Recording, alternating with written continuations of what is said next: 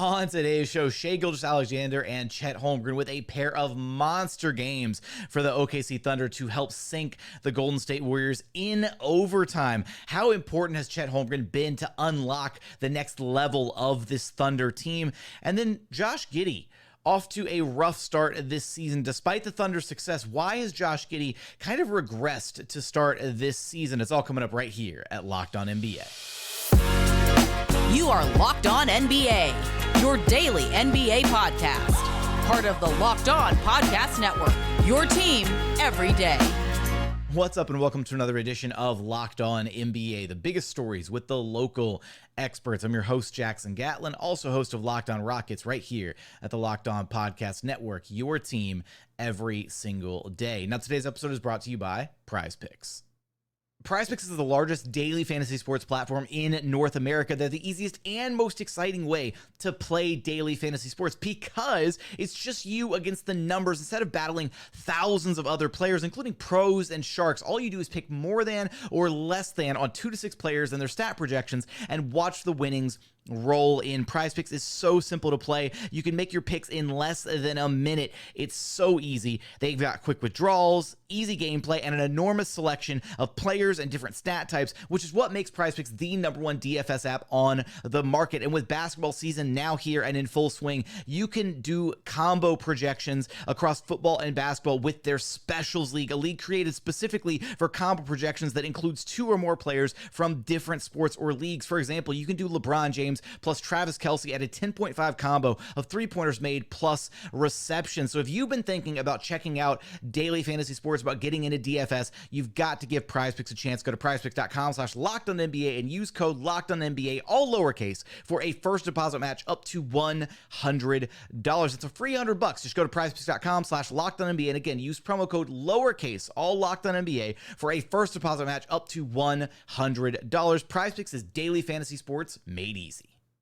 Joining us now is the host of Locked On Thunder, Rylan Stiles. You can track down wherever you listen to your podcasts and on YouTube. Just search Locked On Thunder. Something you might want to do because Thunder with a pair of wins over the weekend, a big-time win on the road against the Golden State Warriors with a pair of massive games by the Thunder's new dynamic duo, star-studded duo, whatever we're going to call this. Chet Holmgren, Shai Gilgeous-Alexander, SGA with 40 points, 7 boards, 6 dimes, pair of blocks, pair of steals, and then Chet Holmgren, 36 and 10, 5 assists, another pair of blocks, 2 block steals.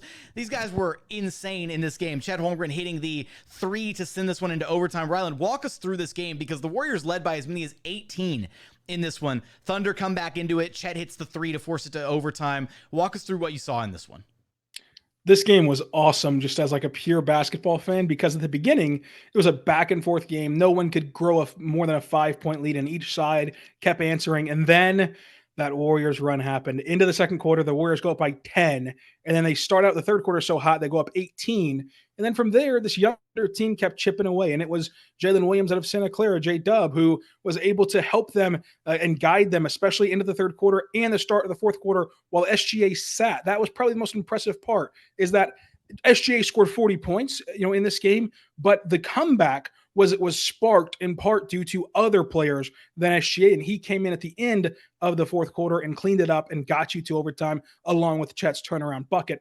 But like the young core around Shai and the rotation around Shai, it was able to salvage an 18-point deficit to Golden State, and with 1.9 seconds, it's not over when OKC has Shai and has Chet. And it's just so tough to guard each of those guys, especially with how good that the Thunder are on side out of bound plays with Josh Giddey as an inbounder and Mark drawing up great plays. So they got down by 10. Who as an inbounder?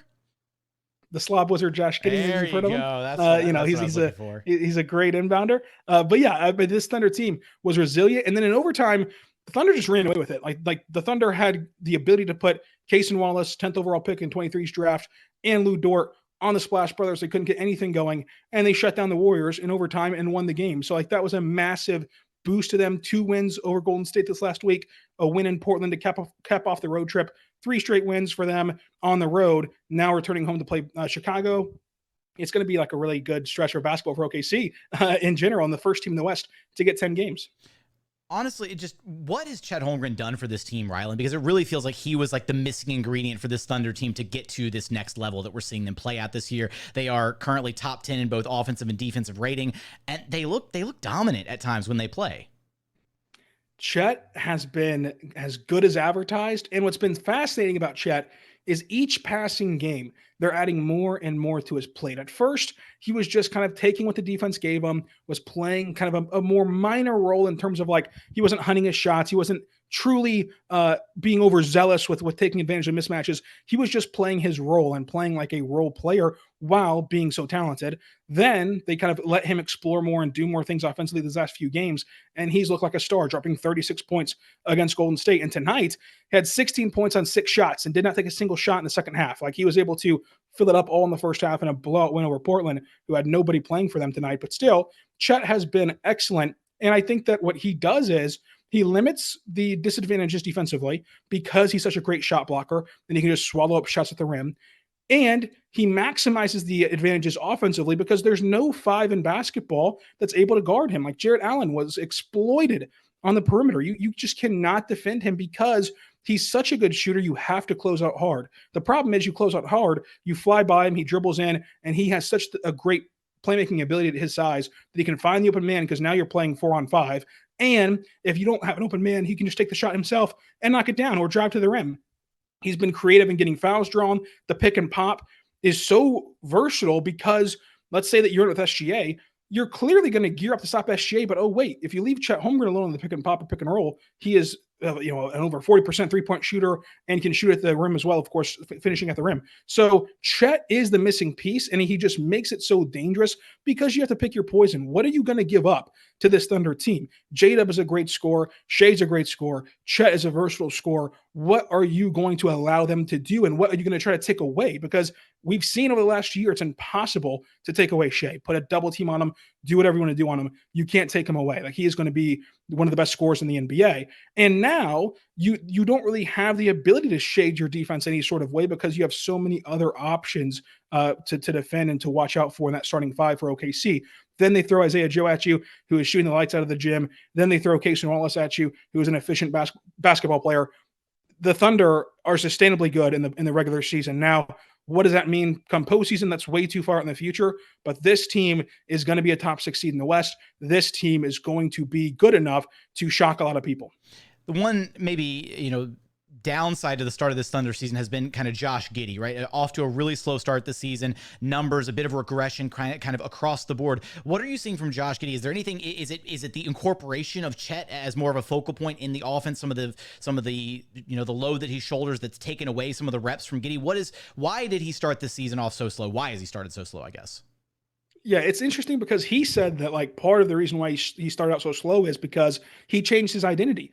He said that, and this is a direct quote from him, for some reason I was just hell-bent on scoring and lost who I was as a player. And so he was trying to prove to people, hey, I can score. Hey, I can help fill it up. When in reality, the way he helps score by himself is by getting others involved, because then that takes the pressure off of him and allows him to get easy buckets. And he did that against San Antonio for his best game of the season so far. He did against San Antonio where he was looking to pass more than he was looking to score. And it opened up ways for him to score a ton because now you're gearing up to stop other players. So he has to find a way to get back to that.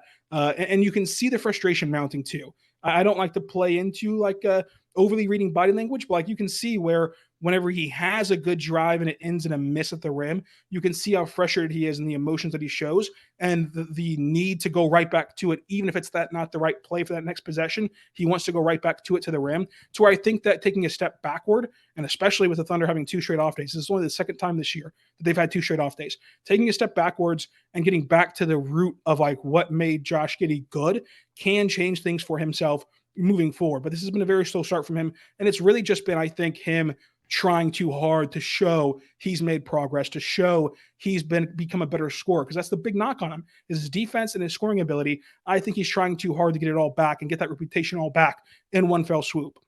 Our SGA and Chet Holmgren, the NBA's newest star-studded duo, growing up right before our very eyes. Can Josh Giddey return to form sooner rather than later? You'll have us covered for all of that and so much more over at Locked On Thunder. Rylan, thanks for stopping by Locked On NBA with me.